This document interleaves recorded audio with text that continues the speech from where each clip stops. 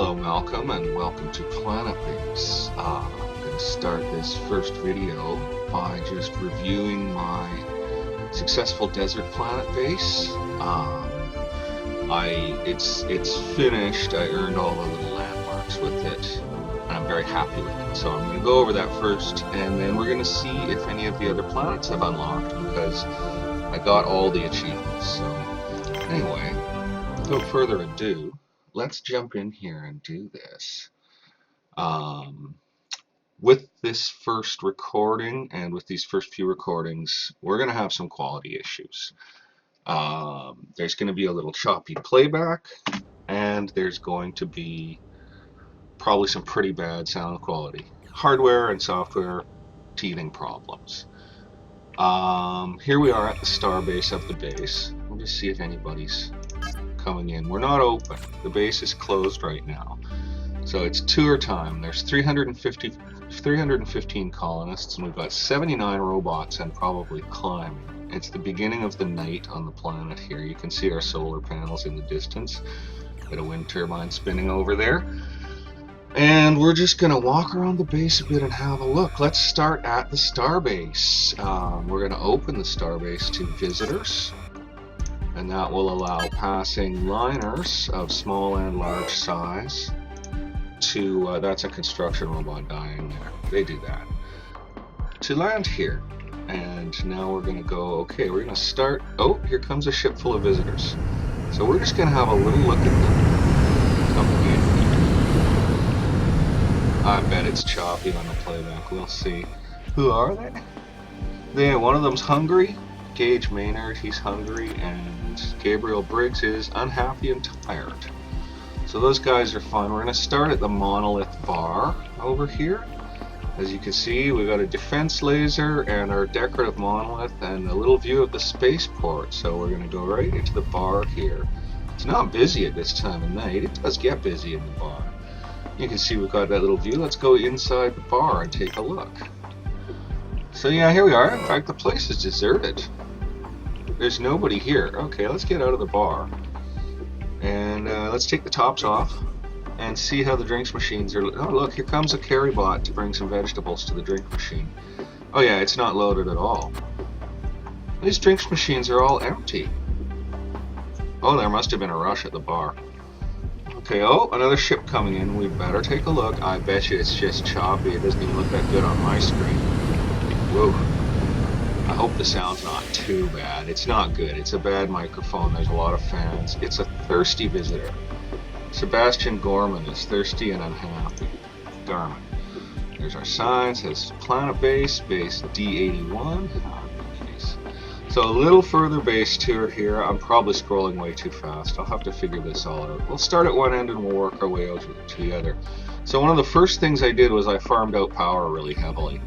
Like, I didn't have all this at the beginning, but I started with a lot of power. So here we've got our interplanetary radio antenna. It's manned and it's operating.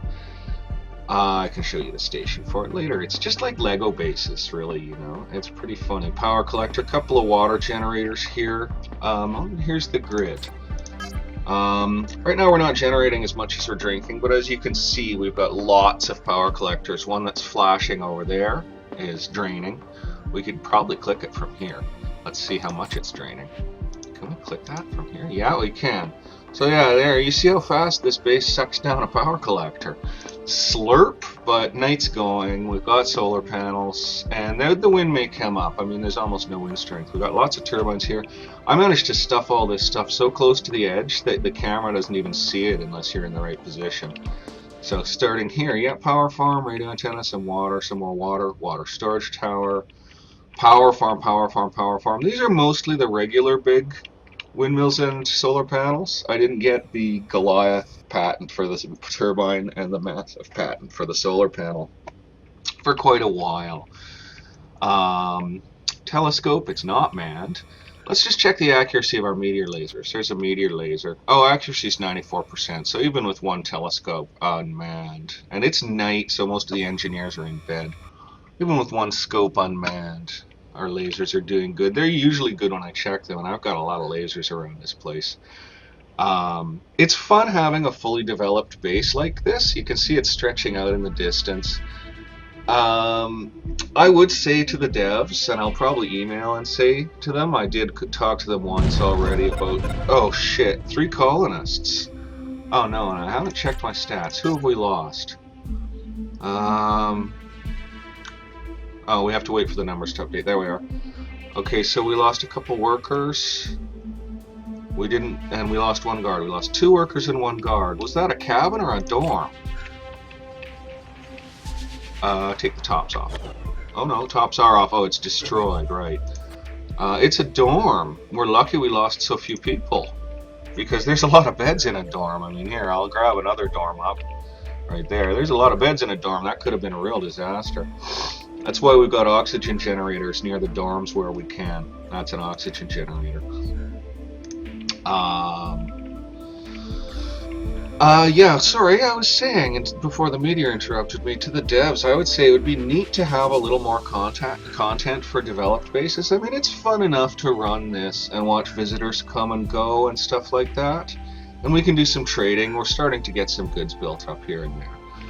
But, there needs to be maybe some plot stuff that happens when you've gotten all the achievements and so on.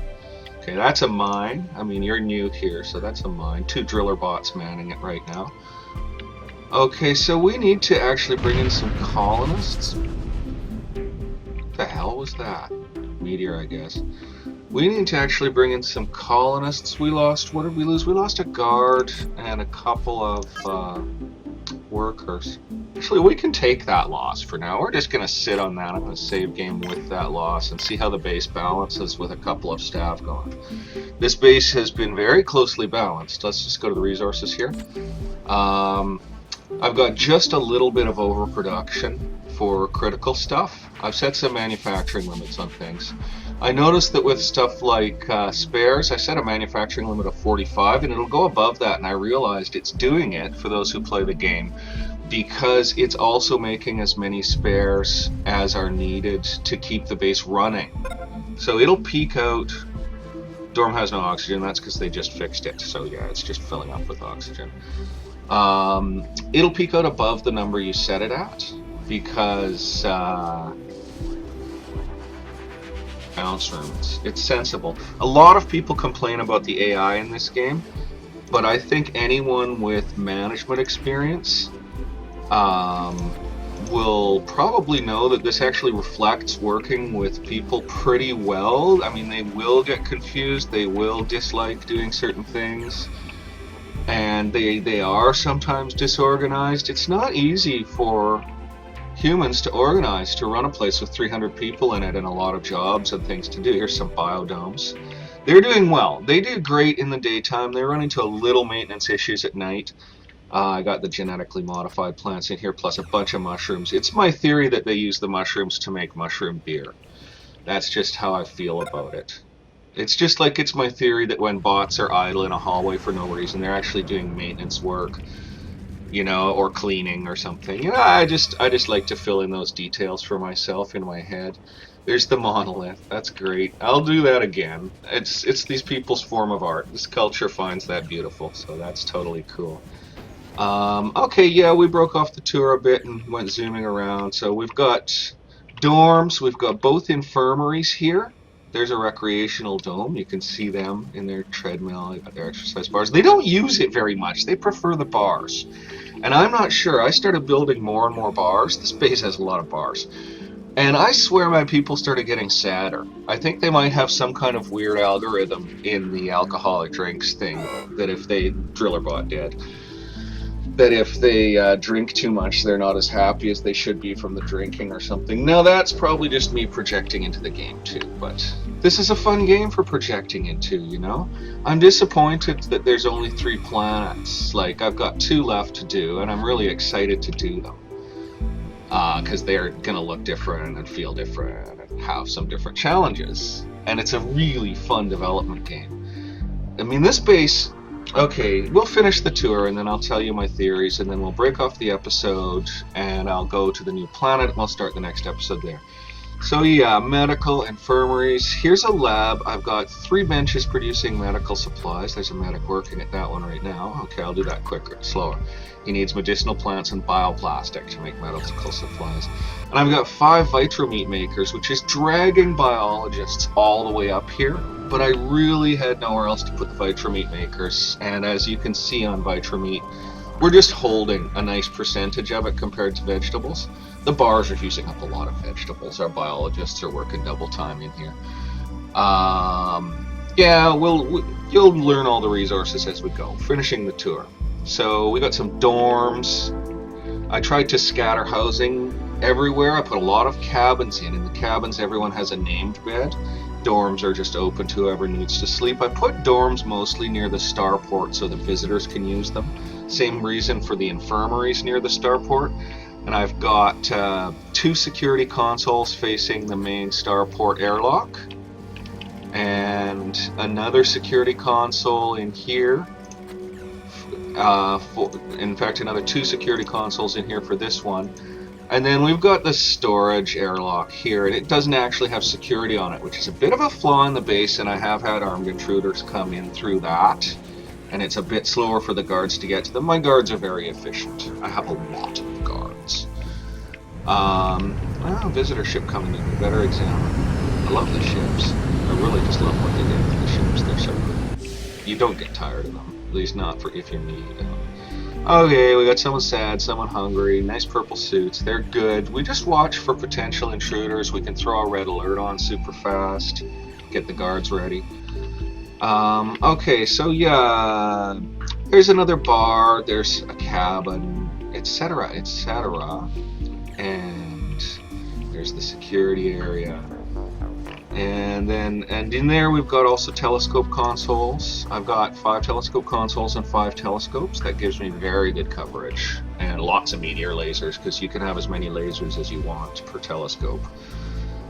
A small storage that I was never really able to rip out and replace with a mega storage. This is something I'm going to be carrying forward to my next base, definitely, and I'll talk about that. Continuing the tour, we've got a biodome here. It's part of the original base development. Most of the rest of this stuff was replaced except for the factories. We got steel mills, we got bioplastic mills. We've got an engineer's workshop here, mostly making spares for the power system, semiconductor, slots of semiconductors. Now we've got other factories as well here. We've got another engineering factory and another bioplastic and steel factory. This one's got 1 arms workshop. I find that's all I need. There's starting to be a buildup of guns here, and colonists can grab guns under a red alert. A lot of them get armed, so I'm going to make up like 50 guns so that we can have lots of armed workers in case of a major invasion. Let's check all that, actually. Stats check here. Well, okay, so we lost a few people. There's 3 visitors in the base right now. Yeah, okay, for you. Workers, biologists, engineers, medics, and guards who are all armed. Visitors paid for services, and there's still 2 visitors in base. And then we've got 80 bots, we've got 42 carriers, 22 constructors, 3 drillers. Lots of resources. What was I checking stats for? Oh boy, do I ever get distracted. That's so funny. On with the tour. Biodome, more manufacturing, bot manufacture going on here. That's about it for that area. Then this is kind of, we head towards biology wing here. This is mostly the biology wing. So we've got some private cabins here, and oh man, my answering machine is talking. I'm gonna have to do something about that. Oxygen generator, some private cabins. This is some of the original biology development. And then we've got a canteen. We've got canteens everywhere too. I didn't show you all of them. And 2 canteens actually. Then we're mostly biology and sleeping quarters, so you can see lots of private cabins. Everyone has a bed. I love that everyone has a name and their own drives and needs and stuff. It really makes the game fun. Okay. A lot of cabins around the biology area, and biology continues over towards a secondary power farm. Over here, there's also telescopes, water generators, water storage, that sort of thing. And lots of cabins, lots of cabins. Huge storage area. This is the last thing that was built in the base. Massive storage buildings. I just got the patent at the end. And so that's great because the base has just enough overproduction to slowly build stuff up. So we've got lots of storage and we can bring in trading ships to clear anything out. Bot self-repair station. Those stations aren't too busy, but I do intend the base to become very robotized. We want more bots to take on all the duties so that we can just have a smooth base function even if we lose a couple workers and can't get someone in quick. And so that's biology wing. You saw the farm dome. Where is it? Oh my god. You get lost in your own base after a while. That's something I'm going to be carrying forward in my experience as well. There's the farm. No, that's the farm dome. Yeah, you can see how the maintenance gets low, especially on the genetically modified stuff. Mushrooms are low maintenance, but at night, you know, they're in bed. Stuff needs some water or whatever. And that's the biology wing. Then we're moving into the engineering wing and other stuff. So we've got lots and lots of, like, we've got another canteen, we've got another recreational dome, we've got another canteen. We've got another canteen. They really need lots to eat. We've got what I would like to call the bio bar. It's the biology, or is that the gears bar? Where's the bio bar? That must be the bio bar. You know, the station changed a little bit over time. Plus, I'm on a wrong camera perspective. It's easy to do that. You get lost in your own station. Like, look, I'm looking back at the starport. I thought I was looking out this way. Man, that shows what I know. Swinging around, farm dome, engineering sector. We're almost done. It's getting to the end of the episode, folks. We'll be starting a new base on a new planet very shortly. So actually, it's mostly services out that way. The engineering wing never got fully developed. You can see the massive solar panels there. Right. Now, it's very fun for me to sit around and watch everyone work and watch the balance of the base change and stuff, but that won't be fun for Malcolm or any other viewers. So we are going to close this episode here with this rapporteur. We're going to call this episode 0.5, and then we're going to jump into a new planet and a new base in the next episode. Apologies for the quality here, folks. Like I said, teething problems. I just got the software, and my computer, it's getting older. It's powerful, but it's getting older. So we shall see, and I will see you all next time. So hope you enjoyed.